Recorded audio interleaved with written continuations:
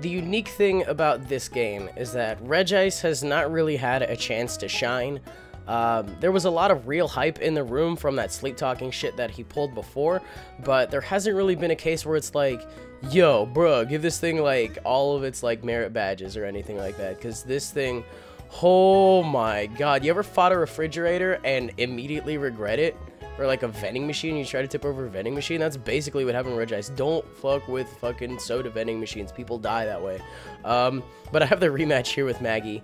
And there are things that happen, things that make me question why people still think I'm a good person. Because at the heart of it, I am not a good person. I am not a good person for actually getting away with some of the shit I got away with in this match. But I lead off with Heliolisk. I figure I'm just going to go for a Volt Switch. It does knock it down to its sash. That's fine. I think I let off with this thing. I really don't know why I let off with this thing. I figured I'd change it up because I played her before. Maybe thinking she wasn't going to lead off with Butterfree, but it's a sash Butterfree. So I decided to go out into Regice right now to absorb the Sleep Powder. And I know that this thing is not really going to be able to do a lot here, but it actually ends up going for a Rain Dance. And I learned, I think, between our first game and the second game, that I think she had Thunder on her Heliolisk, which is why, or maybe she does it during this game, I don't remember. But I do click Sleep Talk here, expecting her to go for the Sleep Powder. And basically, all I need is any one of my hits to land. If I hit Ice Beam or T-Bolt, that's fine. Focus Blast is going to be quad resisted, but I only need to do 1 damage anyway, so that's fine. This next turn is very, very, very important because Barbaracle is actually going to go ahead and try to catch me sleeping. And you know what? It does catch me sleeping. It's going to go for Shell Smash and get the boost in my face. But the thing is, if I go for Sleep Talk and I hit T-Bolt or Focus Blast, I drop this thing immediately. And all I have to do is hit my Focus Blast as well. But if I hit T-Bolt, it's guaranteed. I just have to hope I don't hit Ice Beam. And thanks to the fact that I'm not like Rest Talk, I don't have to worry about whiffing another move in there. Like I said, I have to hit T-Bolt or Focus Blast, and I get it. Look at that, Regice is knocking things out in its sleep, and I feel really guilty about that, but that's why that's there. That's why that's there, so you can go full YOLO mode. I think I predicted myself to have another third turn of sleep on this one, because you can get up to 3, I believe, and then you wake up, or maybe I'm just completely... I'm pretty sure you can get up to 3 and then wake up on the 4th, but either way, I miscounted there. Honestly, this is decently okay, because I don't have a lot of shit that wants to take on a Thunder anyway, and that was very gross. So she does have Thunder on this thing, and she actually predicts my switch very nicely to my own Heliolisk. Decides to go for Focus Blast right here. Or maybe just wanted to just go for solid damage on Regice. Either way, drops this thing. That's embarrassing. I'm not about this life. This thing is freaking terrifying, but the rain's gone, and I need to figure out what else I'm going to do here. I thought for sure that she was going to think I was Choice Scarfed, and it turns out that she doesn't fall for that bluff. I live it on 2, and I think right here I maybe went... Yeah, I went for an Eruption thinking that she was going to think that, so that was a super high risk, not worth it play at all, because I didn't do that much at all, but I get some extra life from recoil and whatnot in here. But I remember how much damage I had on it from game 1 when Scyther went for a quick attack.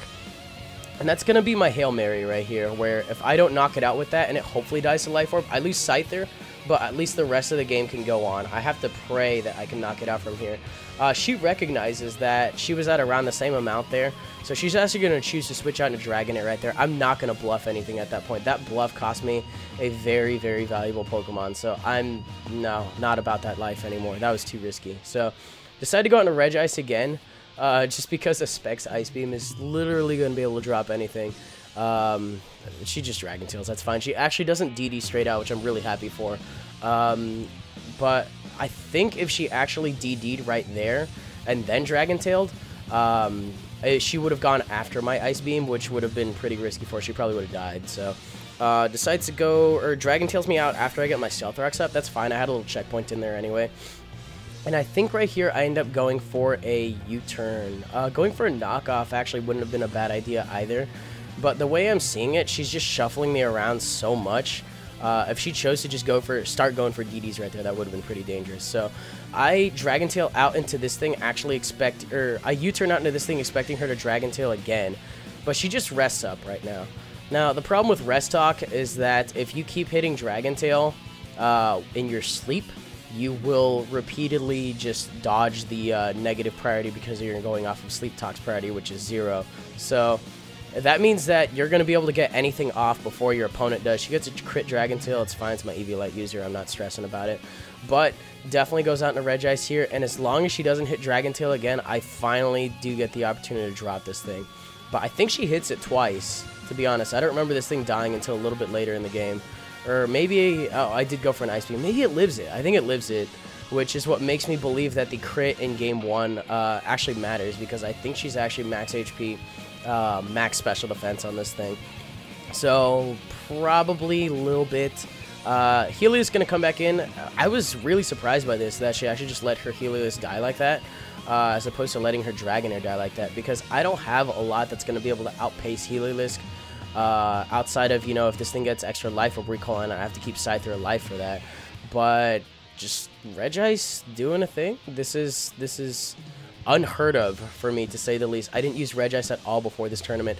And look at that. It almost knocks out her spinner, which also happens to be weak to Stealth Rock. But she gets a crit on the Earthquake. I want to say it mattered a little bit, but, you know, I'm not too stressed about it. I got away with that shit with Barbargle on turn 1. She could, like, double crit me with Earthquake. She could Mold Breaker Earthquake me with Armaldo right now, and I would not even be upset. I would just be like, oh, that's a hack, but I definitely deserve that for turn 3. So, I'm able to drop the Armaldo, and Lapras going to come back in. I know what this thing wants to do. I figure I might as well just get damage off on it and just go for Side Shocks. It's probably going to go for a Rain Dance to boost its Surf or whatever. Helioptile isn't around anymore. I keep saying Helioptile. Heliolisk is not around, so there's no reason for her to... Or never mind. I guess there wasn't really much of a reason to Rain Dance, so that's why she Ice Beamed. That explains a lot. Thinking about what else she's got, or what else she's got going on, I think if I went for Aerial Ace here because it's tech boosted, it actually probably would have knocked her out. Because U-Turn is just stat boosted. 70 plus your extra 35 goes up to 105. 60 with tech goes up to 90. 90 plus your 45 is 135. So maybe the extra 30 base power would have been a nice push to get rid of this thing. Because now I have to do this rather ham-fistedly. Go out into Primplup, go for a Toxic, and just basically stall this thing out because this thing is probably water absorbed. So, well, it has to be water absorbed, just not hydration. And I think this game's going to end up being me switching in Scyther after this thing dies, and then just Aerial Acing the rest of her Pokemon, because I think the rest of them, now that Helioptile are gone, are slower than Scyther, and I believe don't resist a Choice Banded Aerial Ace. So things looking very good. I mean, Scyther and Regice, I was very pleased with their performance in NU overall. So, Jesus Christ, Hollywood, you really know how to make a damn solid team. Anyways, do I go out into it now? I think I go out into it now. I don't remember, but there's a lot of after turn effects. How are you guys doing today? That's usually the default question I drop to when I realize that I am ahead of my narration by about 20 seconds. But yeah, decided to just go back out into this thing, and I'm just gonna clean house. So that was a really, really funny rematch, Maggie. I want to apologize for the Regice shit, but that's honestly why it's there, to get that kind of pseudo consistency. Which, I mean, the moves are there, but all you have to do is hit them. So this thing's asleep, doesn't have a lot of HP, almost died to Stealth Rocks as well. And I think Butterfree, did I kill Butterfree? Oh yeah, you killed Butterfree. I killed Butterfree with Focus Blast. How often do you get to say that? Anyways, that was a rematch against Maggie, aka the other person that advanced from the other bracket. And yeah, I got 2 more games coming after this. I hope you guys enjoying them so far. If you are, you can leave a like rating, comment, subscribe, do your thing. You guys know how that works. And I will definitely see you guys for the next 2 later.